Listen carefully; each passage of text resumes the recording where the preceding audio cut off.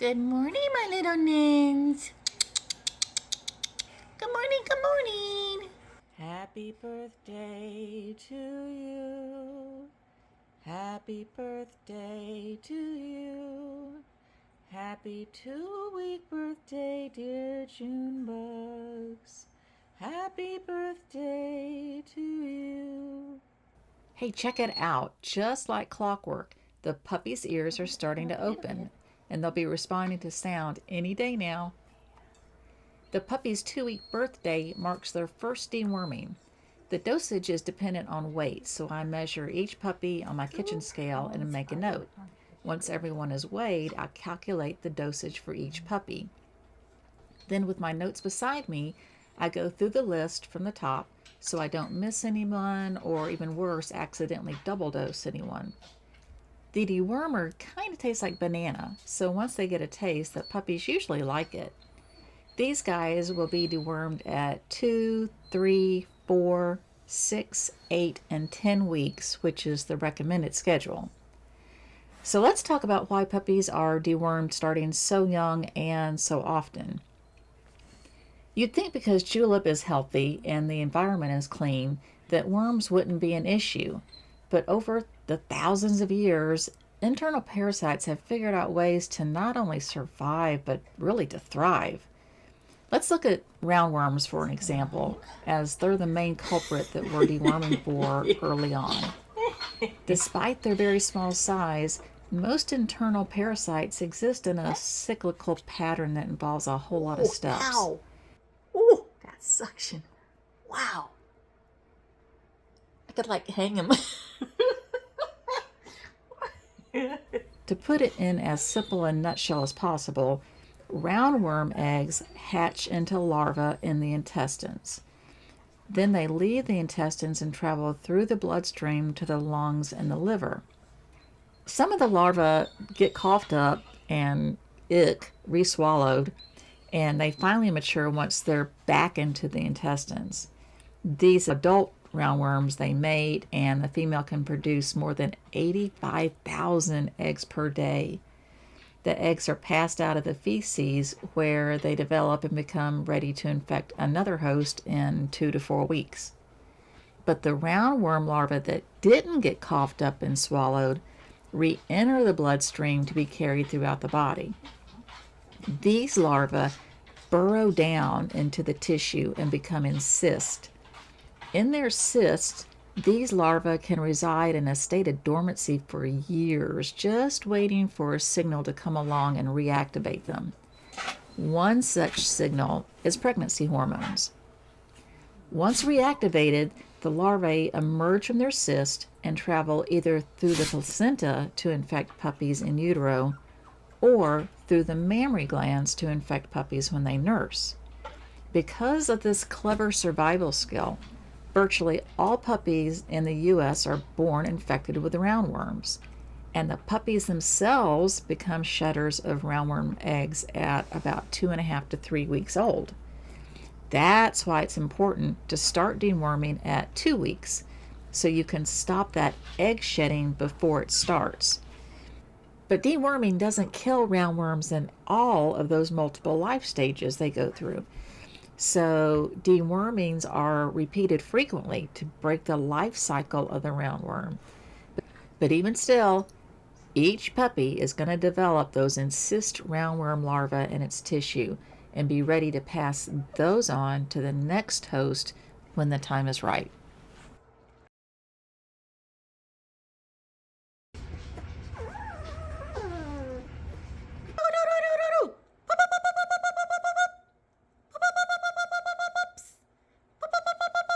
Oh, we're starting to hear. We're starting to hear. Yes, we are. We're not sure what we're hearing, but we're hearing something. Good job, kids. Okay, now that you're up and about, you got to go in your box so that I can clean up your pen. Good kiddos. While the June bugs are trying out their new sense of hearing, I'm going to make a run to my local Goodwill. First, I'll look at the large toys to see if there's anything fun for the outside puppy yard, and then I scan the linens area to see if there's any good towels for puppy crates or blankets for adult crates. I'll bypass the stuffed toys for reasons I'll talk about in a few minutes, and instead look at the other side of the aisle for interactive toys for the puppies. To me, it's fun digging through and using my imagination to find the real gems, like this flexible battery-operated keyboard. I'll be disappointed if it doesn't work, but for $2, I'm willing to take the risk. If it does work, it should prove to be very entertaining in a few weeks' time. Likewise for this hard-shell push-button toy, also for $2.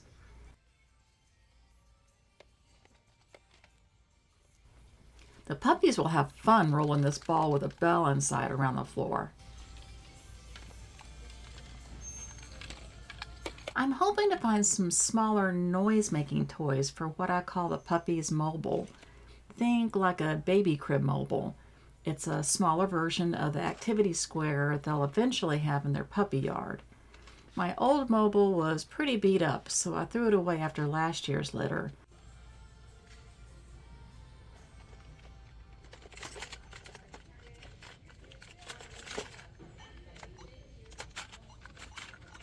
Ooh, this looks promising. And it rattles, so yeah, this one is a keeper. Afterwards, I met up with dozens of other dog owners and breeders of the Raw Feeding Georgia Co-op for delivery.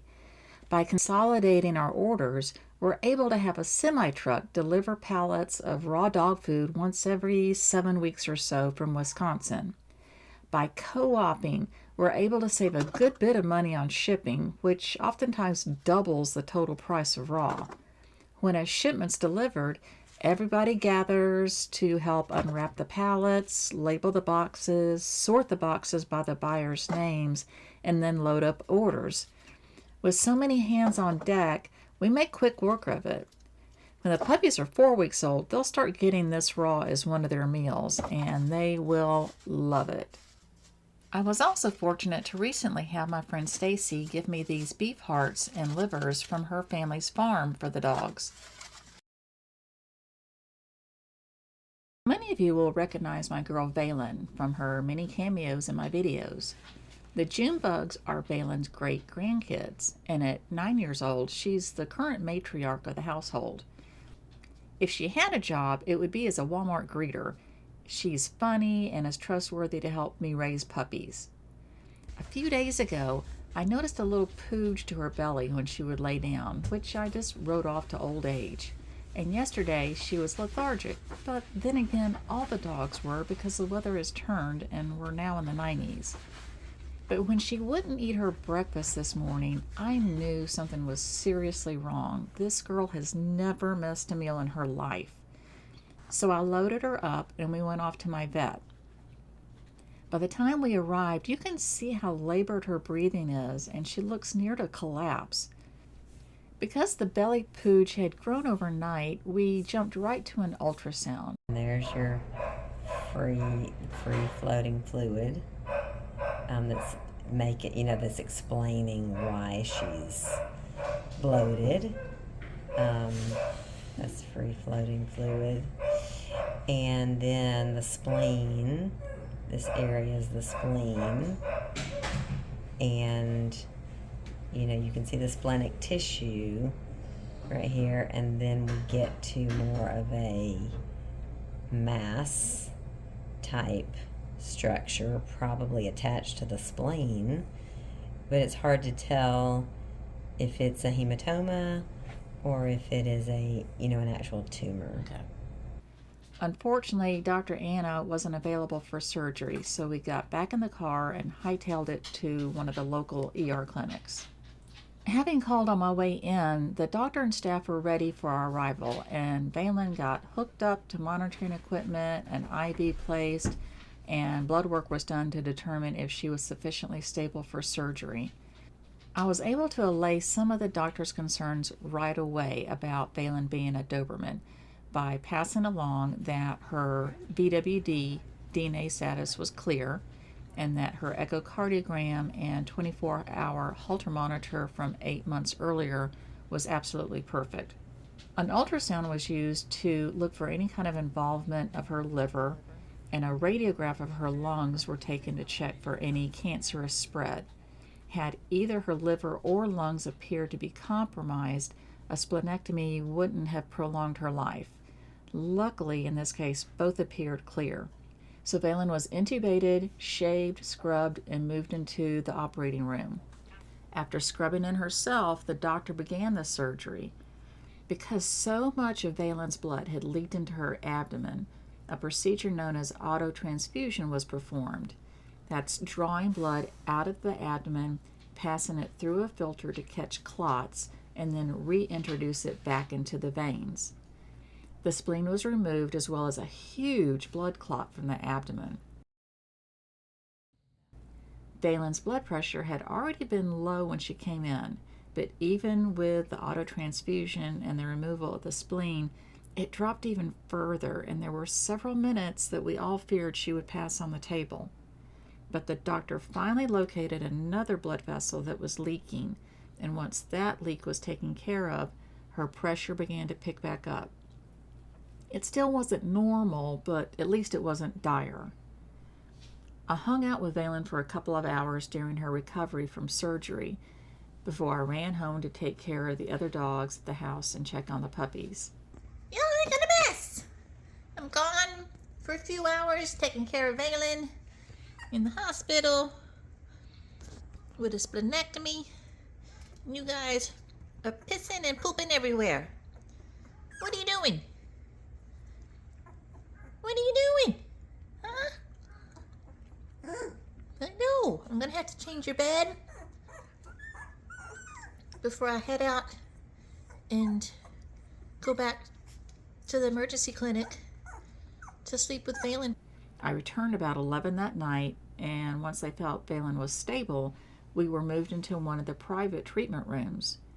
These rooms have love seats that fold out into futons so clients can actually sleep overnight with their pets. The next morning, I ran home again to take care of the dogs and have a shower. By the time I got back to the ER a few hours later, Veilen was ready to be released. Needless to say, she and I slept a good bit of the day, and I'm, again, so thankful that Julep is being such a good mom and taking care of business while I was dealing with Veilen's emergency. The whole spleen has been sent off for pathology, so now we wait. It could be up to a couple of weeks to see if there's going to be any kind of follow-up needed, like chemotherapy. What I thought I would do right now is we're going to have a Poopy, and we've got a fly, of course. Is just take an opportunity here to introduce some different footing for them. You know, the old rule of thumb back when I started 35 years ago, 30 years ago, whatever it was 7 different surfaces in 7 weeks. And that is so inadequate. And I try for several different footings in every week, rather. So I have today brought in newspaper, which is, they're going to also transition to newspaper here in a few days. Just like a cracked paper type envelope from Amazon. And I'm going to let them pretty much decor these on their own. Sometimes if there's somebody that hasn't gone on it, then I'll help them along. But what I'll do here is just scooch in to kind of encourage them to check these things out. So what will happen here in a couple of days, usually 3 weeks, I take this front wall off of the whelping box.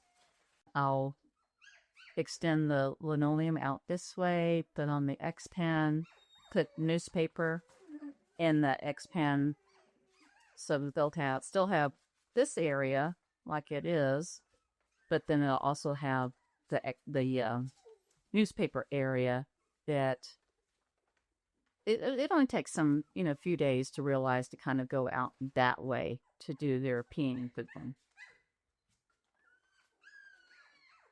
So I have started putting on the television and the radio for them whenever I'm not here, and I turn it up louder than I would if I were here,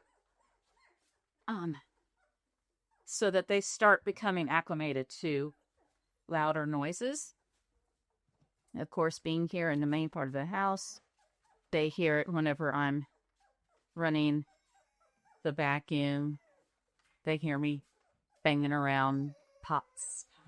Look, they're fine. They hear me in the kitchen, banging around pots and loading or unloading the dishwasher, things like that. They hear the dogs barking whenever somebody comes to the door. So they're already beginning to be exposed to all that kind of stuff. So I went to Goodwill the other day, and one of the things that I always pass up on the toy aisle are the stuffed toys. So it's my philosophy, and of course there's always exceptions to every rule. Oh my goodness. Okay.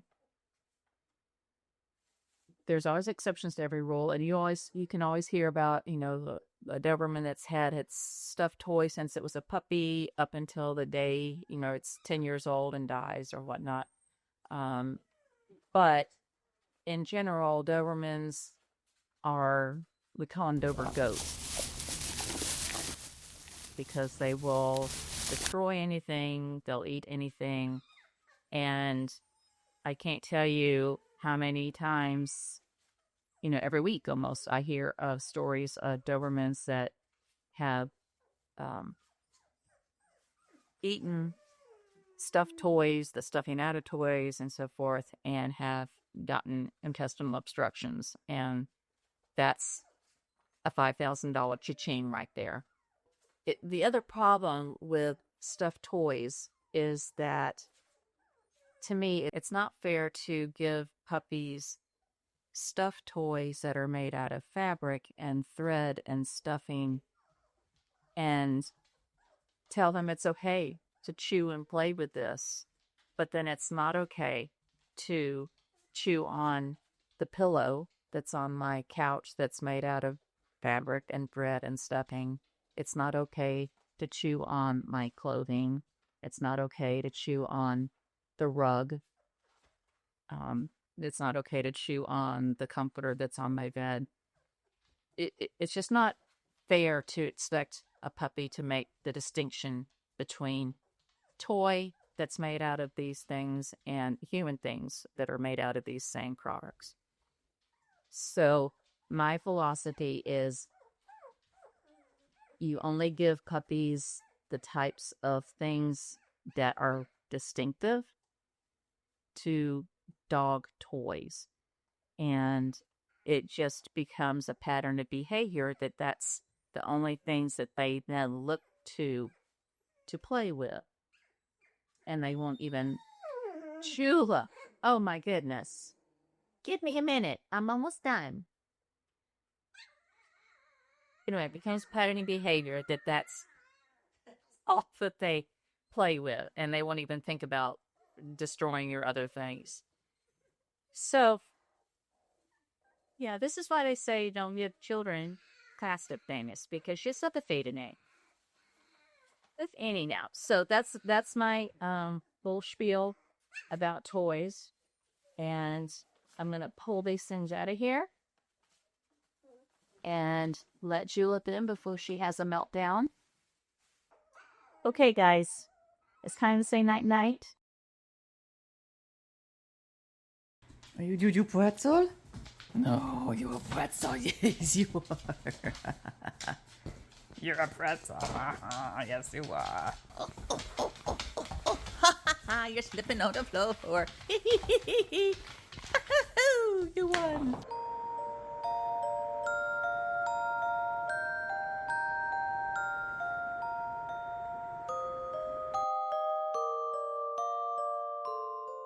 Hey, Social Bauer calling from Veggie for Pets. We got Alan's biopsy results back, so go ahead and give us a call and I can go through those with you at your earliest convenience. Take a bow.